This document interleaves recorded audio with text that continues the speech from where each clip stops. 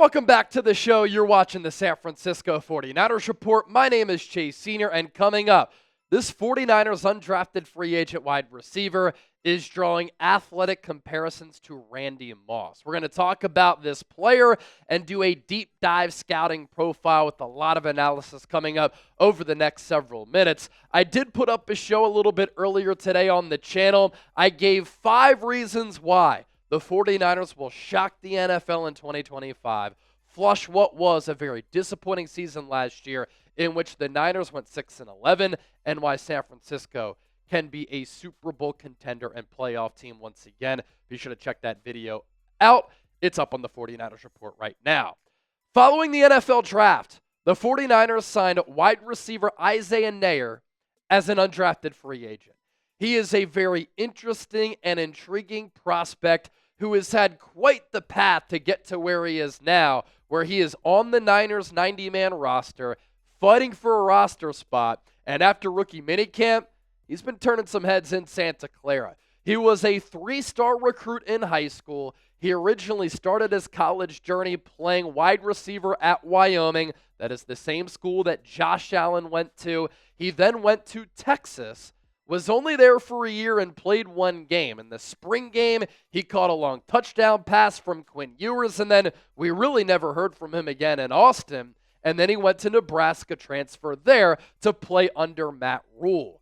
His size, he's 6'4", 218 to 220 pounds, and he has a very long wingspan, nearly 35-inch arms, large catch radius. Doesn't always play up to that size, but at 6'4", nearly 220, he can move pretty well. He clocked a 4.4 flat 40-yard dash at the NFL Combine. It's been very rare for wide receivers to do that at the Combine in Indianapolis, and we'll show you the group of wide receivers who have been able to accomplish that coming up here at the end of the show. So Isaiah Neyor has been a great tester as far as his athleticism.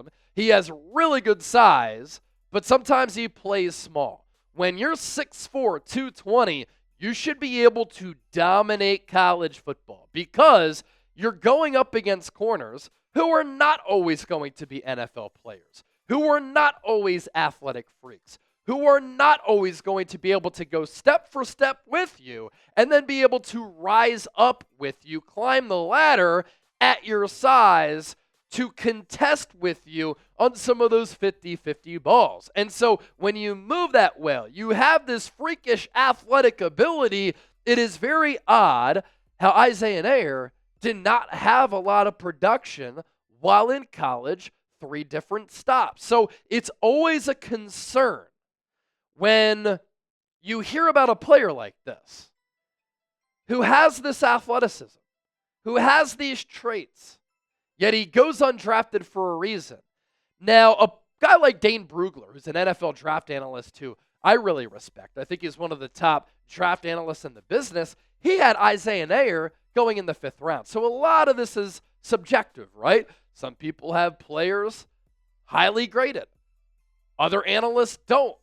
And of course, GMs, scouts, front offices, organizations, their opinions all differ.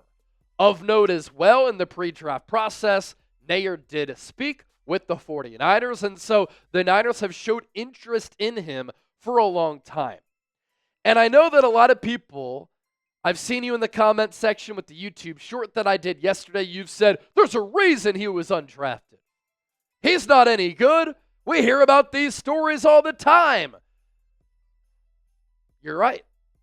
Some of those instances, yes, they have happened. And we've seen stories like this. But when you're talking 6'4", 220, a guy who can go up and get it, who can pull away from DBs, who can run that quick, if you can maximize that player, if they can put it all together, my goodness, they can become really special players. Brock Purdy was the final pick in the NFL draft. Tom Brady went in the 6th round. What about a player like Terrell Owens, who is a great wide receiver who oftentimes in the pre-draft process went overlooked? I mean, he played at Chattanooga. Yes, he was a 3rd-round pick, 89th overall, but he was a 5-time first-team All-Pro. should have been a first rounder. Dre Greenlaw went in the 5th. Azeez Al-Shire was a UDFA. DJ Jones, he went in like the 7th round. Talanoa Hufanga, Diamador Lenore, they went in the 5th. We have seen a lot of UDFAs have very successful NFL careers. Some of the best players of all time have been late round picks or undrafted free agents. What it comes down to is finding those diamonds in the rough.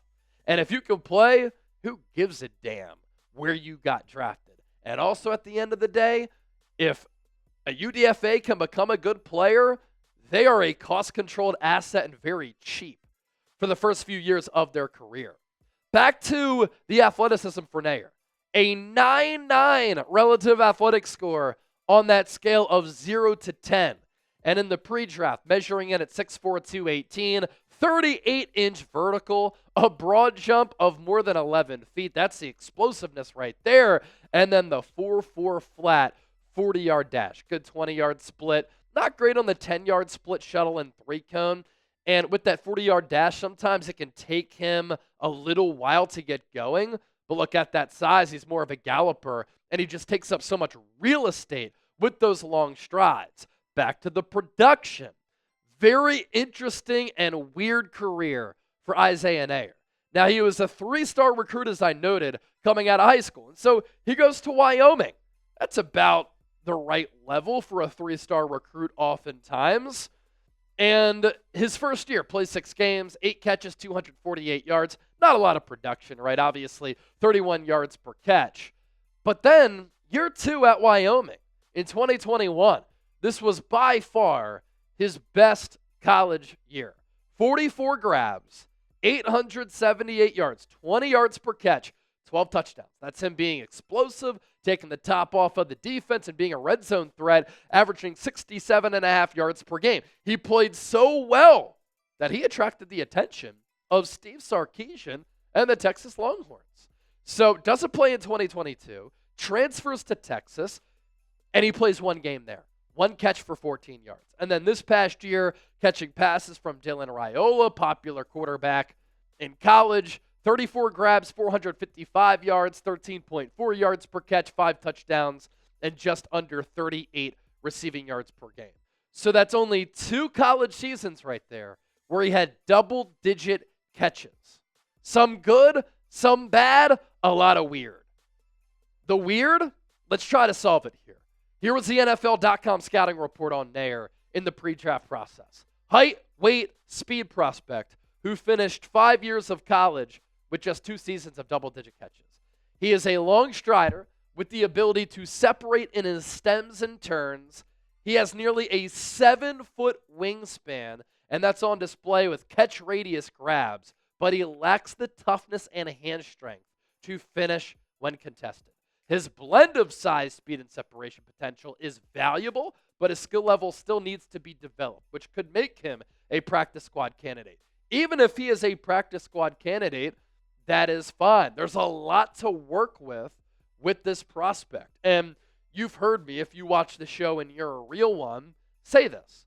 He kind of looks like Tarzan, plays like Jane. That's the saying. 7-foot wingspan, 35-inch arms, huge size, but he plays small. And sometimes he plays like he's my size. And that's kind of unacceptable. On Friday, though, the catch radius on display, Tanner Mordecai lofting him the football, and he made this wonderful outstretched grab. Is it an uphill battle for him to make the roster? Yes.